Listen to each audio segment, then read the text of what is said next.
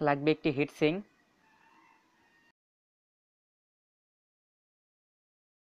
লাগবে 78 একটি ট্রানজিস্টর, যে ট্রানজিস্টরটি মূল। ব্যাটারি 12 ভোল্ট, ব্যাটারি 16 ভোল্ট, যে কোনোটার ক্ষেত্রেই ব্যবহার করা যাবে। আমি 12 ভোল্ট নিলাম। লাগবে একটি মোবাইল চার্জার পিন।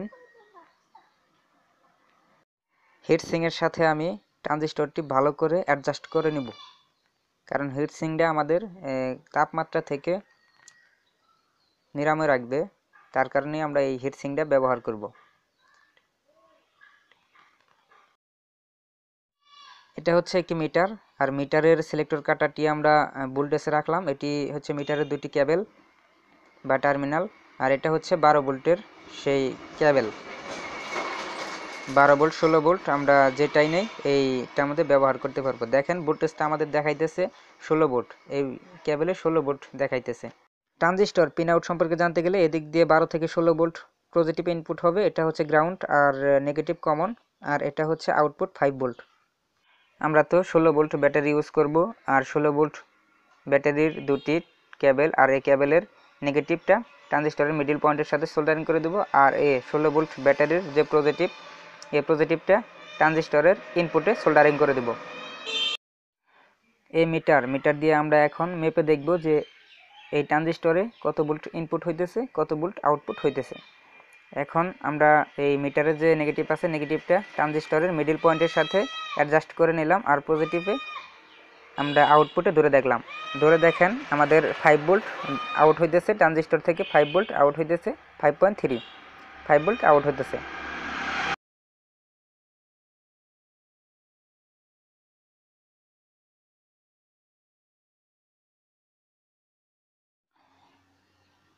আর মিটারটি ভালো করে লক্ষ্য করে দেখুন। এখন ওই পাশে দেখব আমরা ইনপুটে যে কত ভোল্ট ইনপুট হয়েছে।